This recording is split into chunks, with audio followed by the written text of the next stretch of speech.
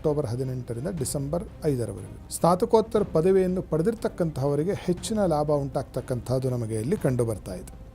ದೇವಸ್ಥಾನದಲ್ಲಿ ಅರ್ಚಕತ್ವ ಮಾಡ್ತಾ ಇರ್ತಕ್ಕಂಥ ಅಂತಹ ಕುಂಭರಾಶಿಯವರಿಗೆ ಅದ್ಭುತವಾದ ಫಲಸಂಪ್ರಾಪ್ತಿ ಉಂಟಾಗಿ ದೇವತಾ ಅನುಗ್ರಹ ಪ್ರಾಪ್ತಿಯಾಗುವ ಒಂದು ಯೋಗ ನಮಗೆ ಇಲ್ಲಿ ಕಂಡುಬರುತ್ತೆ. ವಿದ್ಯೆಗಾಗಿ ಹೆಚ್ಚಿನ ವ್ಯಯ ಆಗ್ತಕ್ಕಂಥದ್ದು, ವ್ಯಯಕ್ಕೆ ಸರಿಯಾಗಿ ವಿದ್ಯೆ ಬರೋದಿಲ್ಲ, ಮತ್ತು ವಾಹನದ ಖರೀದಿಯಲ್ಲಿ ಮೋಸ ಹೋಗ್ತಕ್ಕಂಥದ್ದು ಅಥವಾ ವಾಹನ ಖರೀದಿದ ನಂತರದಲ್ಲಿ ವಾಹನ ಜಖಂಗೊಳ್ತಕ್ಕಂಥದ್ದು. ಡಿಸೆಂಬರ್ 5ರಿಂದ 2026 ಮೇ ಅಂತ್ಯದವರೆಗೂ ಗುರುವು ಕುಂಭದವರಿಗೆ ರಜತ ಪಾದದಲ್ಲಿ ಸಂಚಾರ ಮಾಡ್ತಾ ಇದ್ದಾನೆ. ಕಲಾವಿದರಿಗೂ ಮತ್ತೊಮ್ಮೆ ಕೂಡ ಇಲ್ಲಿ ಹೇಳಬಹುದಾದರೆ ಹೆಚ್ಚಿನ ಲಾಭವೂ, ಹೆಚ್ಚಿನ ಸುಖವೂ, ಹೆಚ್ಚಿನ ಒಂದು ಸಂತೋಷವೂ ನಿಮಗೆ ಇಲ್ಲಿ ಪ್ರಾಪ್ತವಾಗಿತ್ತೆ. ಡಿಸೆಂಬರಿಂದ ಮೇ ಒಳಗಾಗಿ ಆಸ್ತಿ ಪಾಸ್ತಿಗಳು ಕೈ ತಪ್ಪಿ ಹೋಗಬಹುದಾಗಿರ್ತಕ್ಕಂಥವು ಯೋಗ. ಮಕ್ಕಳಿಗೆ ಆಸ್ತಿಯನ್ನು ಬಿಟ್ಟುಕೊಡಬೇಕಾಗಿರ್ತಕ್ಕಂತಹ ಪ್ರಸಂಗಗಳು ಒದಗುತ್ತೆ. ಶ್ರೀಮದ್ ಆಂಜನೇಯ ಸ್ವಾಮಿಯ ಒಂದು ಸೇವೆಯನ್ನು, ಪೂಜೆಯನ್ನು, ಪುರಸ್ಕಾರವನ್ನು ತಪ್ಪದೇ ಮಾಡಬೇಕು.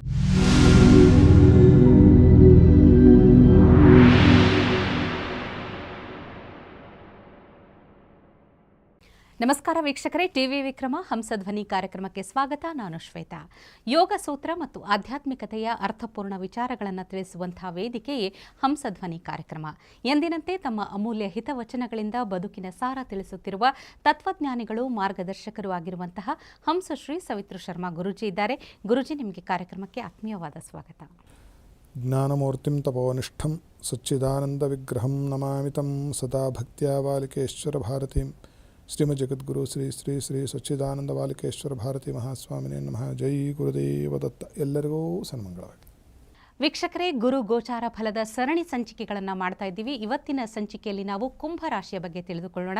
ಗುರುಜಿ, ಹಾಗಾದರೆ ಕುಂಭ ರಾಶಿಯಲ್ಲಿರುವವರು ಈ 2 ಹಂತದ ಗುರು ಗೋಚಾರ ಫಲದಲ್ಲಿ ಯಾವ ರೀತಿ ಸಿದ್ಧರಿರಬೇಕು ತಿಳಿಸ್ಕೊಡಿ. ಕುಂಭದವರಿಗೆ ಗುರುವು ತಾಮ್ರ ಪಾದದಲ್ಲಿ ಸಂಚಾರ ಮಾಡ್ತಾ ಇರ್ತಾನೆ. ಯಾವಾಗ? ಅಕ್ಟೋಬರ್ 18ರಿಂದ ಡಿಸೆಂಬರ್ 5ರವರೆಗೂ. ಆ ಮೊದಲ ಕಂತಿನ ಒಂದು ಫಲವನ್ನು ನಾವು ನೋಡಲಾಗಿ, ತಂದೆಯಿಂದ, ಓದಿನಿಂದ, ಹೊರದೇಶದಿಂದ ಮತ್ತು ಪರಿಶೋಧನೆಯಿಂದ ಧನಲಾಭ ಉಂಟಾಗ್ತಕ್ಕಂಥದ್ದು ಕಂಡುಬರ್ತದೆ. ಈ 4 ಕ್ಷೇತ್ರದಲ್ಲಿ ಸ್ನಾತಕೋತ್ತರ ಪದವಿಯನ್ನು ಪಡೆದಿರ್ತಕ್ಕಂಥವರಿಗೆ ಹೆಚ್ಚಿನ ಲಾಭ ಉಂಟಾಗ್ತಕ್ಕಂಥದ್ದು ನಮಗೆ ಇಲ್ಲಿ ಕಂಡುಬರ್ತಾ ಇದೆ. ಹೆಚ್ಚಿನ ಲಾಭ ಉಂಟಾಗ್ತಕ್ಕಂಥದ್ದು, ದೂರದ ಪ್ರಯಾಣದಿಂದ ಲಾಭ ಉಂಟಾಗ್ತಕ್ಕಂಥದ್ದು, ಮತ್ತು ಯಾರು ದೈವಾತ್ಮಕವಾದ ಕೆಲಸದಲ್ಲಿ ತಮ್ಮನ್ನು ತಾವು ತೊಡಗಿಸಿಕೊಂಡಿದ್ದಾರೆ, ಅಂದರೆ ಪೌರೋಹಿತ್ಯ ಮಾಡ್ತಾ ಇರ್ತಕ್ಕಂಥವ್ರು, ದೇವಸ್ಥಾನದಲ್ಲಿ ಅರ್ಚಕತ್ವ ಮಾಡ್ತಾ ಇರ್ತಕ್ಕಂಥ ಅಂತಹ ಕುಂಭರಾಶಿಯವರಿಗೆ ಅದ್ಭುತವಾದ ಫಲಸಂಪ್ರಾಪ್ತಿ ಉಂಟಾಗಿ ದೇವತಾ ಅನುಗ್ರಹ ಪ್ರಾಪ್ತಿಯಾಗುವ ಒಂದು ಯೋಗ ನಮಗೆ ಇಲ್ಲಿ ಕಂಡುಬರುತ್ತೆ. ಯಾವುದೋ ಮಂತ್ರ ಸಾಧನೆಯನ್ನು ಮಾಡ್ತಾ ಇರ್ತಾರೆ ಕುಂಭರಾಶಿಯವರು. ಈ ಕಾಲದಲ್ಲಿ ಆ ಮಂತ್ರ ದೇವತೆ ಅನುಗ್ರಹ ಅವರಿಗೆ ಪ್ರಾಪ್ತವಾಗಬಹುದಾಗಿರ್ತಕ್ಕಂತಹ ಶುಭ ಲಕ್ಷಣಗಳು ನಮಗೆ ಇಲ್ಲಿ ಕಂಡುಬರ್ತಾ ಇದೆ. ಆದರೆ ಇಲ್ಲಿ ವಿದ್ಯೆಗಾಗಿ ಹೆಚ್ಚಿನ ವ್ಯಯ ಆಗ್ತಕ್ಕಂಥದ್ದು, ವ್ಯಯಕ್ಕೆ ಸರಿಯಾಗಿ ವಿದ್ಯೆ ಬರೋದಿಲ್ಲ. ಯಾವುದೋ ಕೋರ್ಸ್ ಮಾಡ್ತೀವಿ ಅಂತ ಹಣವನ್ನು ಕಟ್ಟಿ ಅದನ್ನು ವೃಥಾ ಮಾಡಿಕೊಳ್ತಕ್ಕಂಥದ್ದು, ಮತ್ತು ವಾಹನದ ಖರೀದಿಯಲ್ಲಿ ಮೋಸ ಹೋಗ್ತಕ್ಕಂಥದ್ದು ಅಥವಾ ವಾಹನ ಖರೀದಿದ ನಂತರದಲ್ಲಿ ವಾಹನ ಜಖಂಗೊಳ್ತಕ್ಕಂಥದ್ದು, ಇದು ಸ್ವಲ್ಪ ಕೆಟ್ಟ ಫಲಗಳು ಕುಂಭದವರಲ್ಲಿ ನಮಗೆ ಕಂಡು ಬರ್ತಾ ಇದೆ ಕುಂಭರಾಶಿಯವರಿಗೆ. ಇನ್ನು 2ನೇ ಕಂತಿನ ಫಲ ಡಿಸೆಂಬರ್ 5ರಿಂದ 2026 ಮೇ ಅಂತ್ಯದವರೆಗೂ ಗುರುವು ಕುಂಭದವರಿಗೆ ರಜತ ಪಾದದಲ್ಲಿ ಸಂಚಾರ ಮಾಡ್ತಾ ಇದ್ದಾನೆ. ರಜತ ಪಾದ ಇದ್ದಿದ್ದರಲ್ಲಿ ಉತ್ತಮ ಗುರುವಿಗೆ. ಈ ಕಾಲದಲ್ಲಿ ಇವರಿಗೆ ಮಕ್ಕಳಿಂದ ಹೆಚ್ಚಿನ ಲಾಭ ಆಗ್ತಕ್ಕಂಥದ್ದು, ಮತ್ತು ಯಾರು ಕಲ್ಪನೆಯ ಕೆಲಸಗಳನ್ನು ಮಾಡ್ತಾ ಇರ್ತಾರೋ, ಕಲ್ಪನೆಯ ಕೆಲಸ ಅಂದ್ರೇನು?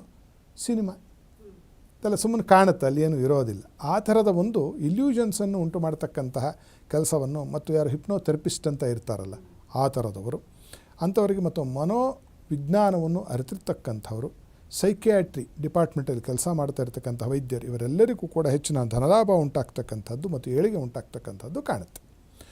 ಕುಂಭದವರ ಮಕ್ಕಳು ಬಹಳ ಪ್ರವೃದ್ಧಮಾನಕ್ಕೆ ಬರಬಹುದಾಗಿರ್ತಕ್ಕಂತಹ ಶುಭಯೋಗಗಳು ಕೂಡ ಇಲ್ಲಿ ನಮಗೆ ಬಹಳ ಸುಸ್ಪಷ್ಟವಾಗಿ ಕಂಡು ಬರ್ತಾ ಇದೆ.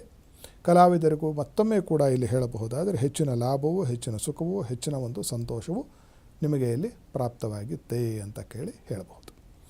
ಹಾಗೆಯೇ ಆಸ್ತಿ ವಿಚಾರದಲ್ಲಿ ಸ್ವಲ್ಪ ನಿರ್ಭಾಗ್ಯವಂತರಾಗ್ತಾರೆ. ಡಿಸೆಂಬರಿಂದ ಮೇ ಒಳಗಾಗಿ ಆಸ್ತಿ ಪಾಸ್ತಿಗಳು ಕೈ ತಪ್ಪಿ ಹೋಗಬಹುದಾಗಿರ್ತಕ್ಕಂಥವು ಯೋಗ. ಎಲ್ಲದಕ್ಕೆ ನಾವು ಒಂದು ಮನಸ್ಸಿಗೆ ಅತ್ಯಂತ ಬೇಸರವನ್ನು ಉಂಟು ಮಾಡ್ತಕ್ಕಂಥದ್ದು ಕುಂಭದವರಿಗೆ ಏನು ಅಂತಂದರೆ ಆಸ್ತಿ ಪಾಲಿನ ವಿಚಾರ. ಆಸ್ತಿ ಪಾಲು, ಅಣ್ಣ ತಮ್ಮಂದಿರೊಂದಿಗೆ ಆಸ್ತಿಯನ್ನು ಹಂಚಿಕೊಳ್ಳುವುದು ಅಥವಾ ಮಕ್ಕಳಿಗೆ ಆಸ್ತಿಯನ್ನು ಬಿಟ್ಟುಕೊಡಬೇಕಾಗಿರ್ತಕ್ಕಂಥ ಪ್ರಸಂಗಗಳು ಒದಗುತ್ತೆ. ಆ ಕಾಲದಲ್ಲಿ ಮನಸ್ಸಿಗೆ ಅತೀವವಾಗಿರ್ತಕ್ಕಂಥ ಒಂದು ವ್ಯಥೆಯು ಮತ್ತು ಮನಸ್ಸಿಗೆ ತೃಪ್ತಿ ಇಲ್ಲದೆ ಹೋಗಬಹುದಾಗಿರ್ತಕ್ಕಂತಹ ಒಂದು ಕೆಟ್ಟ ಗಳಿಗೆ ಕುಂಭದವರಿಗೆ ಕಾಣುತ್ತೆ ಡಿಸೆಂಬರಿಂದ ಮೇ ಒಳಗಾಗಿ. ಈ ದೋಷ ಪರಿಹಾರಕ್ಕಾಗಿ ಏನು ಮಾಡಬೇಕು ಇವರು ಅಂತ ನಾವು ನೋಡಲಾಗಿ, ಇವರು ತಪ್ಪದೇ ಶ್ರೀಮದ್ ಆಂಜನೇಯ ಸ್ವಾಮಿಯ ಒಂದು ಸೇವೆಯನ್ನು, ಪೂಜೆಯನ್ನು, ಪುರಸ್ಕಾರವನ್ನು ತಪ್ಪದೇ ಮಾಡಬೇಕು.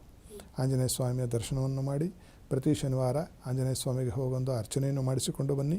ಪ್ರತಿನಿತ್ಯವೂ ಮನೆಯಲ್ಲಿ ಆಂಜನೇಯ ಸ್ವಾಮಿಯ ಹನುಮತ್ ಪಂಚರತ್ನ ಅಂತಕ್ಕಂಥ ಒಂದು ಸ್ತೋತ್ರದ ಪಾರಾಯಣವನ್ನು ಎಡೆಬಿಡದೆ ಅನನ್ಯವಾಗಿರ್ತಕ್ಕಂತಹ ಭಾವನೆಯಿಂದ ಮಾಡ್ತಾ ಬಂದರೆ ಈ ಎಲ್ಲ ಕೆಟ್ಟ ಪರಂಪರೆಗಳನ್ನು ನೀವು ದಾಟಿ ಜೀವನದಲ್ಲಿ ನೀವು ಜಯಶೀಲರಾಗ್ತೀರಿ, ಯಶೋವಂತರಾಗ್ತೀರಿ ಅಂತಕ್ಕಂಥದ್ದು ಕುಂಭದವರಿಗೆ ಗುರು ಗೋಚಾರದ ಫಲವಾಗಿತ್ತು. ಖಂಡಿತ ಗುರುಜಿ, ಕಷ್ಟಗಳು ಎಲ್ರಿಗೂ ಬರುತ್ತೆ, ಆದರೆ ಅದನ್ನು ಹೇಗೆ ಇಷ್ಟದಂತೆ ಸ್ವೀಕರಿಸಿ ನಾವು ಮುನ್ನುಗ್ಗಬೇಕು ಅಂತ ತಿಳಿಸ್ಕೊಟ್ಟಿದ್ದೀರಿ. ಧನ್ಯವಾದಗಳು ಗುರುಜಿ. ಮಂಗಳ ಮಾಹೇಶ್ವರಿ ಶುಭಂ ಕರೋತು. ವೀಕ್ಷಕರೇ, ಇವತ್ತಿನ ಗುರು ಗೋಚಾರ ಫಲದ ಸರಣಿ ಸಂಚಿಕೆಯಲ್ಲಿ ನಾವು ಕುಂಭ ರಾಶಿಯ ಬಗ್ಗೆ ತಿಳಿದುಕೊಂಡಿದ್ದೀವಿ. ಮುಂದಿನ ಸಂಚಿಕೆಯಲ್ಲಿ ಕೊನೆಯ ರಾಶಿ ಮೀನ ರಾಶಿಯ ಬಗ್ಗೆ ತಿಳಿದುಕೊಳ್ಳೋಣ. ನಿಮ್ಮಲ್ಲೂ ಕೂಡ ಗುರು ಗೋಚಾರ ಫಲದ ಬಗ್ಗೆ ಇನ್ನೂ ಸಂಶಯಗಳು, ಪ್ರಶ್ನೆಗಳಿದ್ದಲ್ಲಿ ನಮ್ಮ ಸ್ಕ್ರೀನ್ ಮೇಲೆ ಇರುವಂಥ ನಂಬರನ್ನು ಕಾಂಟ್ಯಾಕ್ಟ್ ಮಾಡಿ ಗುರುಜಿಗಳನ್ನು ನೇರವಾಗಿ ಭೇಟಿಯಾಗಿ ನಿಮ್ಮ ಪ್ರಶ್ನೆಗಳಿಗೆ ಉತ್ತರವನ್ನು ಕಂಡುಕೊಳ್ಳಬಹುದು. ನಮಸ್ಕಾರ. ಟಿವಿ ವಿಕ್ರಮ, ದೇಶ ನಿಮ್ಮ ಕೈಯಲ್ಲಿ. ಈ ಕಾರ್ಯಕ್ರಮ ನಿಮಗೆ ಇಷ್ಟ ಆಗಿದ್ದಲ್ಲಿ ಲೈಕ್, ಶೇರ್ ಹಾಗೂ ಕಮೆಂಟ್ ಮಾಡಿ. ಟಿವಿ ವಿಕ್ರಮದ ಕಾರ್ಯಕ್ರಮಗಳನ್ನು ನಿರಂತರವಾಗಿ ವೀಕ್ಷಿಸಲು ಸಬ್ಸ್ಕ್ರೈಬ್ ಮಾಡಿ, ಬೆಲ್ ಐಕನ್ ಒತ್ತಿ.